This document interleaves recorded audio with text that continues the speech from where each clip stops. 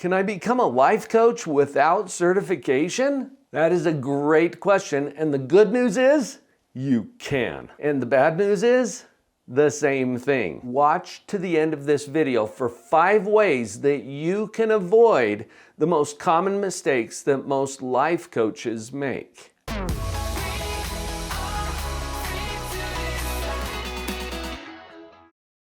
Here's mistake number 1. Assuming that because you can be a life coach without certification, you should be a life coach without certification. I already mentioned earlier that the good news is you can become a life coach without certification.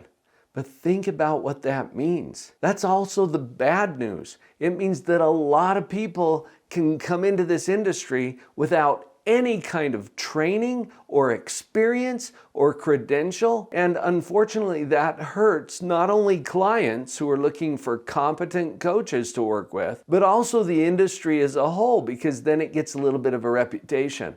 I'm a professional psychologist turned coach, and people in my psychology world think that I sold out because coaching is sometimes seen as, the lower level of providing those kinds of professional services. And that's because of the reputation it gets when people think that they should become a life coach without certification just because they can. Now, how do you avoid this mistake?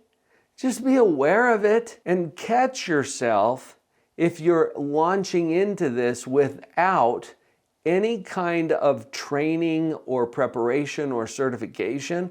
That's risky. Just because you can doesn't mean you should. Mistake number 2 is very similar to what I just said. Because certification is not required, many make the mistake of deferring education or training or coaching of their own. I'm a professional psychologist. And to become a professional psychologist, I had to go to graduate school. I had to take exams. I had to get licensed by the state. There were a lot of hoops to jump through. And it was kind of a structured, formalized process that I went through. When I became a life coach, I just decided to become a life coach. Now, I still have all of that training and education. But what I see a lot of new life coaches doing is that they defer all of that training and education instead of taking responsibility for it. And this is how you can avoid making this mistake. You take full responsibility for your own education. There's a lot of freedom in the coaching industry. You get to decide how you do things, but freedom is not free. And that means you get to take full responsibility also to make sure that you're in a position where you can deliver competent, ethical, powerful services to the people who need you. It's on you. I hope you're noticing as I'm sharing these mistakes with you that I've been around long enough to see how some of this works, and we've got a lot of other videos here to help you out. Would you take a moment and subscribe to this channel, because there's new content coming your way regularly. Now let's get back to mistake number 3. This is the one I call the field of dreams mistake. If you build it, they will come. I think this mistake comes from a lot of coaches who have had a powerful experience of their own with coaching. It has changed their life. It has transformed the way that they think or what they're able to do. Or maybe they see the glamorous lifestyle of some of the coaches that they follow or that they've been exposed to, and they want that for themselves. And so they think, well, if I build this coaching practice, then I will have that same life, and the people that I work with will have exactly the same kind of transformational experience I had. And that's a thinking error. It's not if you build it, they will come. You have to build it in order for them to come, meaning your coaching business. But that's not sufficient. And a lot of people who get into the industry overlook the importance of marketing and sales. And those are skill sets that don't necessarily show up in the helping heart. People who are drawn to the profession of coaching really want to help other people. I'm convinced of that, and I think that's sincere. They may not have the kind of mind that lends itself to marketing and sales.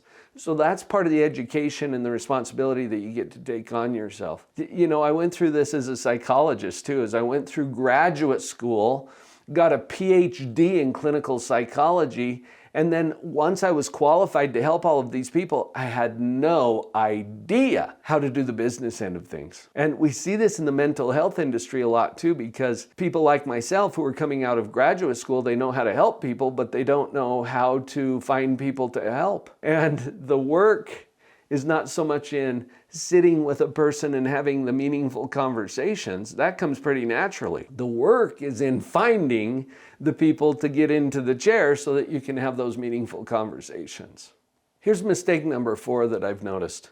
It's forgetting, really, or not even thinking about the fact that no certification does not mean no responsibility. And this is where people get into trouble, because they'll overlook the ethics that are involved in any helping profession. In therapy, which is a regulated practice, it's a licensed activity, the state or the regulating bodies involved determine what the ethical standards are. In the industry of coaching, there's not a uniform expectation for that or an obligation that comes through licensing and regulation. So the personal responsibility of learning what the ethics are. Now there are entities and groups and mentors and certifications that you can get involved with that will help you to become educated, and that's on you. Just because the government or a regulating body isn't telling you what to do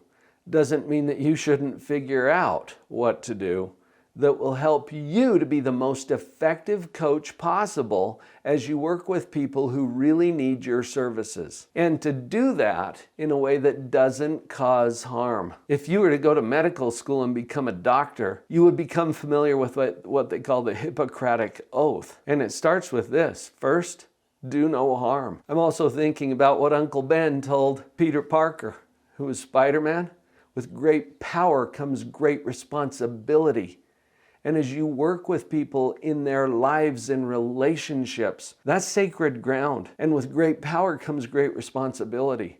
Learn your responsibility. And I've got one more mistake that I want to share with you that I see a lot of new coaches making, and that is trying to go it alone. Because life coaching is typically an entrepreneurial activity, and I see this not just with coaches, but with other entrepreneurs that I've coached over the years. They try to do it alone. It's like the Lone Ranger out there to save the world, and I have to do it all myself. You don't have to go it alone. There are so many people who understand exactly what kind of a journey you're on and have the skills or models or programs that could support you, communities where you can feel surrounded by support. I've created one of those communities. We call ourselves the Positivity Practitioners, and I provide a certification for positivity practitioners. The important part of that is the community. You know, one of my coaches said recently, content is free. Obviously, you're watching this video and didn't pay anything to watch this. You can find anything here on YouTube or on the internet. Content is free. Containers are rare. And when my coach told me this, I thought, yes, this is why I spend my money and resources to make sure that I have my own coaches, that I'm involved in community, that I have the kind of support and resources around me all the time that empower me to move forward and do what I get to do as a coach. You can do the same. You don't have to go this alone. Would you consider filling out a quick quiz? This will help you to see where you are in your journey in becoming a life coach and maybe what some of those next steps would be. Go to the URL on the screen right now, drpauljenkins.com/practitioner quiz. It's a little 7-item quiz that will help you to start honing in on what might be next for you in your journey of becoming a life coach.